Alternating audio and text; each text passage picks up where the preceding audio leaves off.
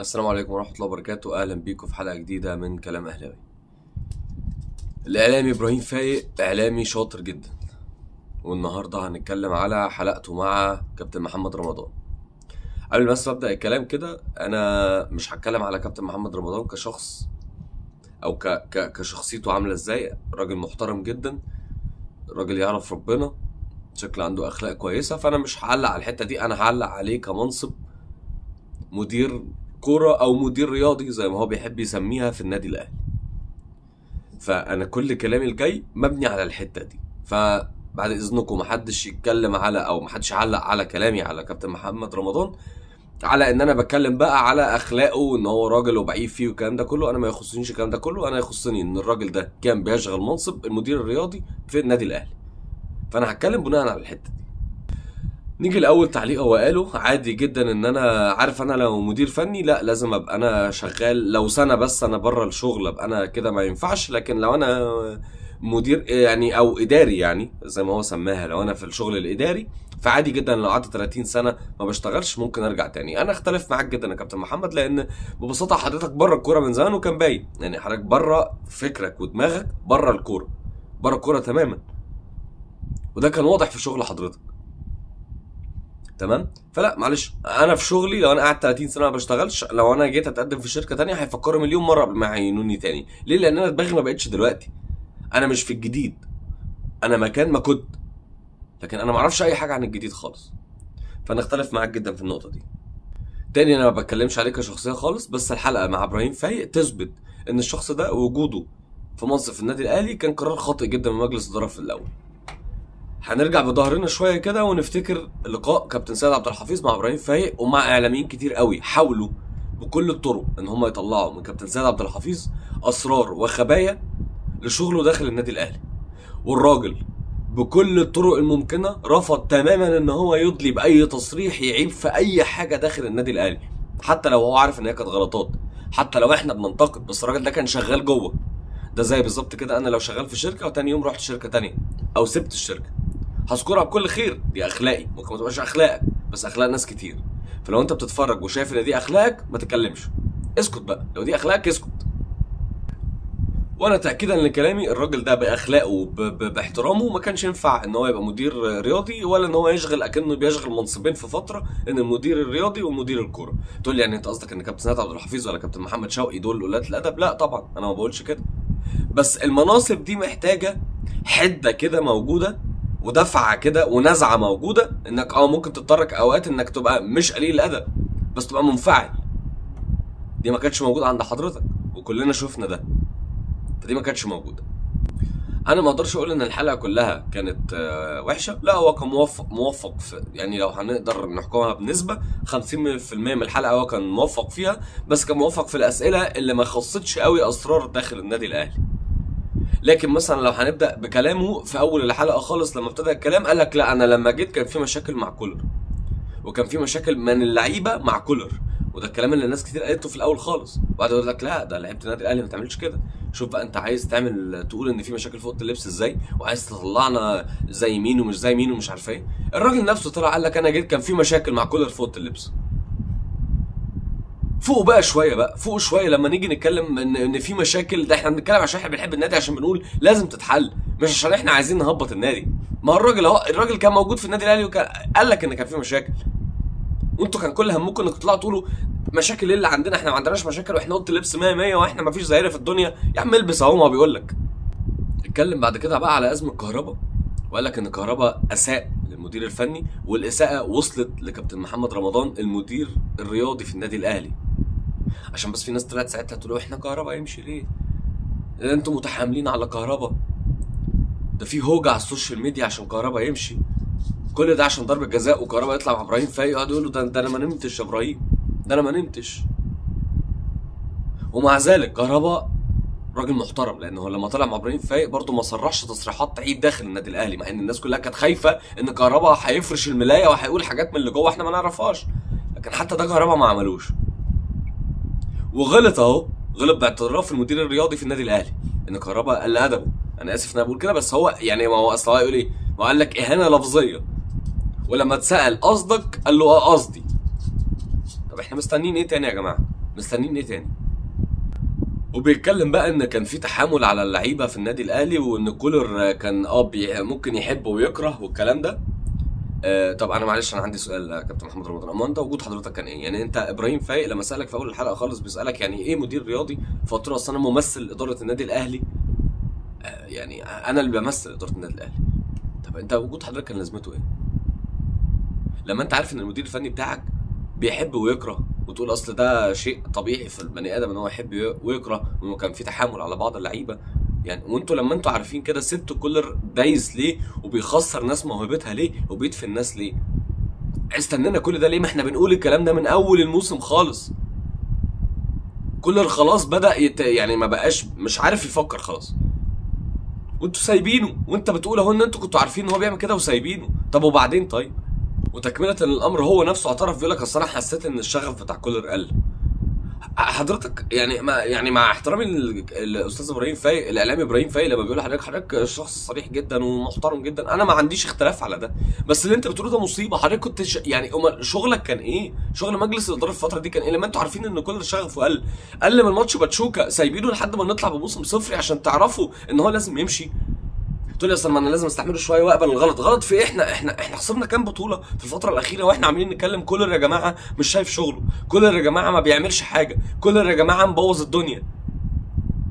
ومش كولر بس، ما انتوا هو كمان مش شايفين شغلكم. اهو انتوا لما تبقوا عارفين الكلام ده كله وسايبين كولر شغال وبيعيف في الارض فسادا، بقى ليه؟ طيب ليه؟ بعد كده جه بقى اتكلم على الكلام برضو اللي انا قلته وناس كتير قالته، ان كولر لو كان كسب ماتش سان داونز كان الناس هتسقف له، الله يا كولر فظيع فظيع. لا معلش، انا بقى كواحد كان موجود في الاستاد وباكدها لك، انا اثنيت على كولر في ماتش الذهاب لان هو فعلا عمل ماتش كويس، واحنا شجعناه ساعتها، بس مش عشان انا بشجع ماتشه بماتشه.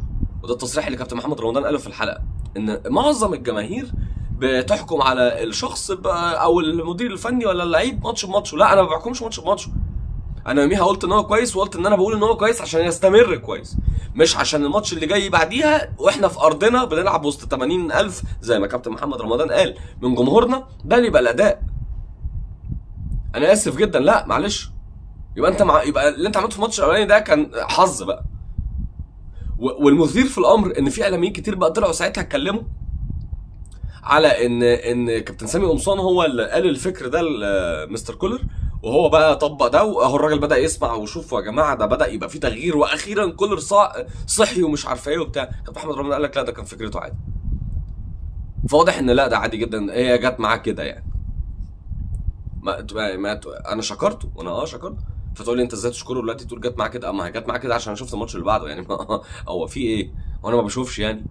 قال بقى تصريح غريب جدا، قال لك اصل انا لما مشيت يعني استاذ ابراهيم فايق والاعلام ابراهيم فايق سالوا حاجه كده، فقال له لحد ما انا مشيت كان كذا، بس بعد ما انا مشيت اصل انا ما بسالش وما بهتمش ومش عارف ايه والكلام ده. ايه ده؟ ايه ده يا جماعه؟ ده لو احنا واحد فينا ساب شركه تاني، باكد لو الناس المحترمه لما بتسيب مكان شغل، انا مش بقول على كابتن محمد رمضان مش محترم عشان بس ايه الكلام ما يزيدش بس في القصه دي، انا بقول الناس المحترمه الطبيعيه، انا لما اسيب مكان شغل طبيعي جدا هتصل حتى على الناس، يا جماعه الدنيا ماشيه، الدنيا وقعت، حصل ايه؟ طب انتوا كويسين؟ محتاجين حاجه؟ انا كنت ماسك في فتره ما حتى لو انا ما كنتش شايف شغلي، بس طب انتوا محتاجين حاجه اقدر اساعدكم في حاجه؟ دي اخلاق ناس عاديه، ملوش علاقه بقى بكوره ولا مش كوره.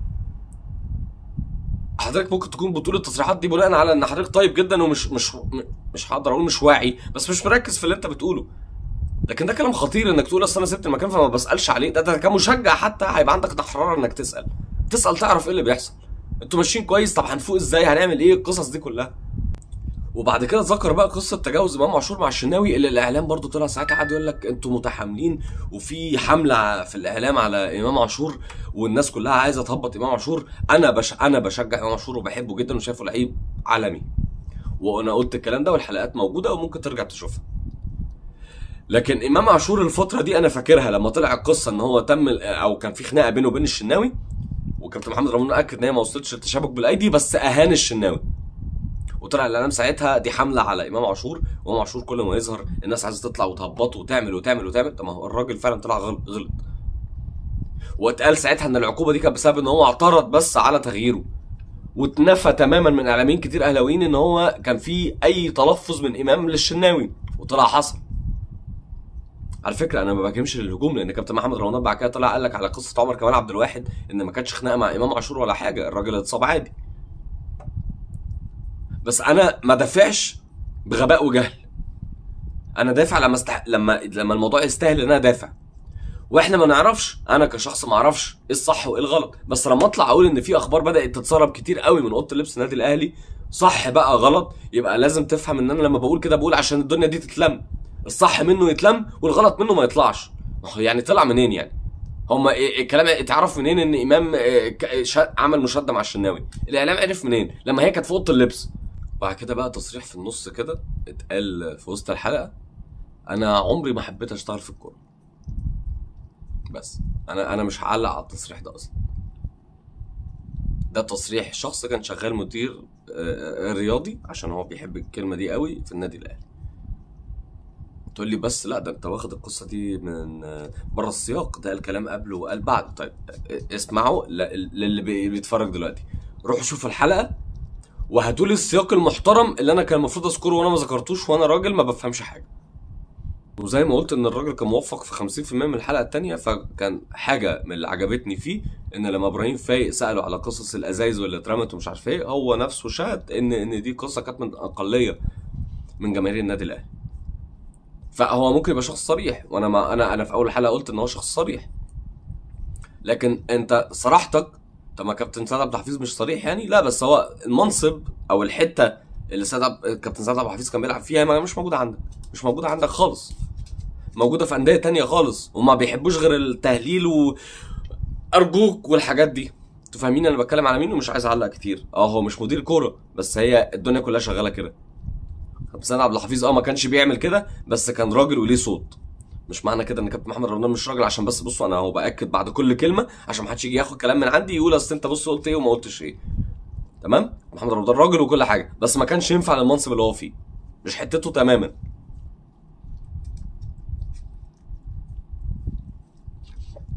وجت فتره اتكلم برضه على تصريح بتاع صفقه وسام اللي جت، واللي فيه اعلاميين قالوا عليها اصل النادي الاهلي رفض رفضا تام الاستغناء عن وسام ابو علي. الراجل طلع قال لك هي الاختلاف كان في المده، اصل احنا كنا فاكرين ان احنا هنوصل لنهائي افريقيا وبعد كده هنلعب كاس العالم للانديه، وكنا حابين ان وسام ابو علي يشارك في ده، يمكن قيمته كانت تزيد عن كده، واحنا جالنا 6 مليون دولار ورفضنا. انا بقى ما بقولش ان دي صفقه كويسه للاهلي وكنا ممكن نعوض وسام ولا ما نعوضش وسام، ما بتكلمش على كده، بتكلم على شويه الناس اللي مش مهنيين، اللي ما عندهمش سنه مهنيه في شغلهم، اللي بيطلعوا كل فتره يكذبوا اي حاجه وخلاص، بمبدا ان احنا بندافع بجهل وتخلف. انك بتحب النادي مش معناه انك تدافع عنه بجهل وتخلف، لان انت كده ما بترفعوش. حاجه حابب اشكره عليها كتصريح، مع انها متاخره وكان المفروض تقولها من زمان، لما اتكلم على تجديد ياسر ابراهيم والشناوي. شكرا ياسر ابراهيم وشكرا الشناوي، ناس تحترم بعد اللي احنا سمعناه منه ده عليكم، ان انتم مضيتوا على بياض ووافقتوا على الشروط من قبل ما اللعيبه تيجي وقبل الكلام والهبل اللي بيطلع للشناوي وياسر ابراهيم، ان انتوا وافقتوا ومضيتوا وصدقتوا ان هو هينفذ لكم كل اللي انتوا عايزينه. واختلف مع حضرتك انك لا، انت كان لازم تعلن الكلام ده من زمان. لما تلاقي لعيبتك بتتهاجم في الاعلام من ناس برضو مش مهنيين، كان لازم تطلع وتقول من اول لقطه، بدل ما الناس كلها فاكره ان كلام الناس دي صح، وان الشناوي ما عايز يجدد وعنده شروط ومش عارف ايه والكلام ده كله. فتيجي تقول لي يعني انت قصدك ان رامي ربيعه شخص مش مهني ومش محترم وما بيحبش النادي الاهلي؟ انا قلت الكلام ده الحلقه اللي فاتت، ارجعوا شوفوه. اللعيبه ده شغلها وده حقها، تحترم اللي مقدرك ومقدر ده، وتحترم التاني برضه.